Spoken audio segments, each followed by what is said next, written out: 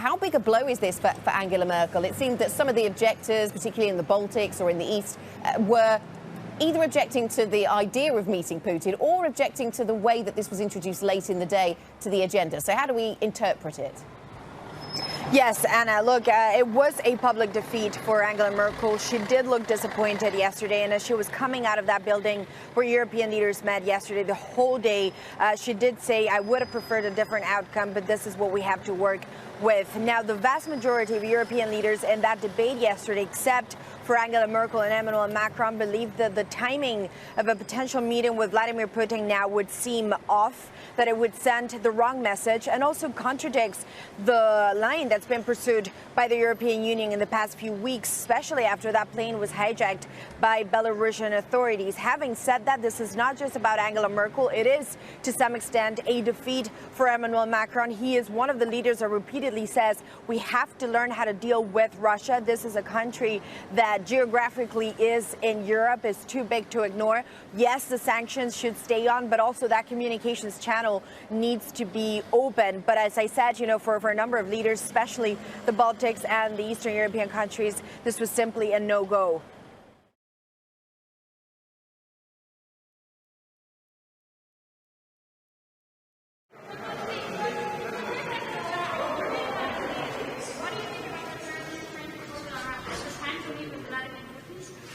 I don't mind meeting with Vladimir Putin by the two presidents. I will not participate in a meeting with Vladimir Putin myself, as European Council. MH17. What do you think about the idea to invite President Putin for EU summit? Some of the member states have proposed this, but this is totally new on the table. We had a very candid and open discussion last time, and we all had, the same view that Russia is a growing threat to European Union. So my question is, what is the outcome of this summit? What we try to get out of this, and what has changed? We see that Russia goes as far as we let them, and if we just step forward, then I don't think it has good positive effects on European Union. Okay, thanks. Right now, again, we only have read about this, and the paper was submitted only last night. I've read through the proposal, the concrete text. I see difficulties in it, and the difficulty is that in order to open up this dialogue, and I'm all for the dialogue, but a dialogue needs to come at a certain cost also to Russia. So right now, the way, if it pans out the way it's proposed, is that Russia annexes Crimea, Russia wages war in Donbass, and Europe shrugs its shoulders and continues to try to speak a dialogue. The Kremlin does not understand this kind of politics. Russia, a very important topic, and I think we have to deal with Russia, but being very cautious about real intentions of Putin's regime. So far, we don't see any radical change in the pattern of behavior of Russia. And in this regard, we should respect our own principles. We established 5 principles in dealing with Russia. And if without any changes, positive changes in the behavior of Russia, we will start to engage, it will send very uncertain and bad signal to our partners, for example, Eastern Partnership countries. So this is the reason why, it seems to me like we try to engage the bear to keep a pot of honey safe.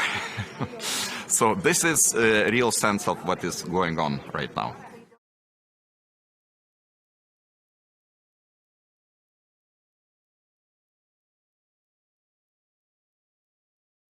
Thank you. First question on Russia. We see that there was no consensus for a summit with Mr. Putin.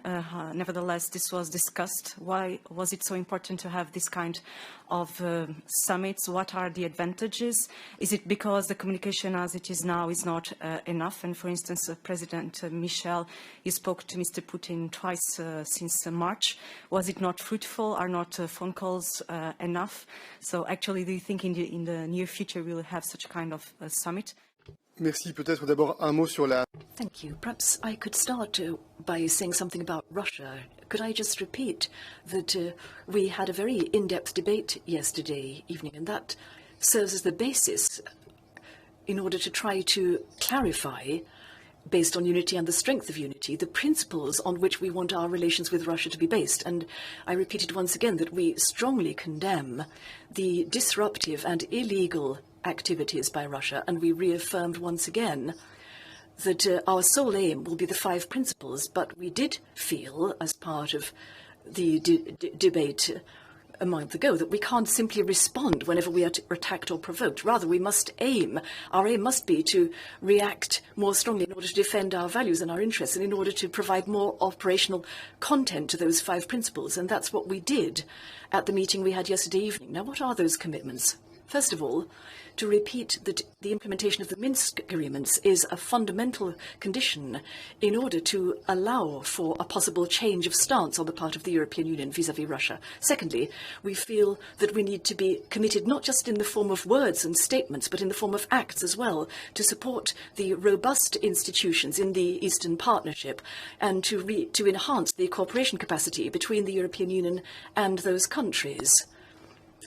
Thirdly, the idea is that we need to strengthen the resilience of the European Union, its ability to resist in key sectors whenever there are hybrid threats or cyber attacks, wherever it is apparent that we need to enhance the robustness of the European Union and its member states in these respects. And then the 5 principles refer to the possibility, whenever there are issues of mutual interest, the possibility of considering cooperation with Russia. And we were more specific than that. We gave examples for certain specific topics: climate, for example, the environment and health, and certain security issues as well, where we ought to be able to consider a dialogue. And as logic dictates, in any European Council, we should explore all the various modalities and conditions, anything which can help to make our dialogue with Russia more productive. So those are the commitments that we entered into. But I do indeed confirm that since I took up office on a number of occasions, I've had an opportunity to have talks with Vladimir Putin directly in order to put across to him the European Union's positions, to defend our interests, and to bring back what he said to the European Council. And on all these points, we will aim to implement these principles, which are our sole aim.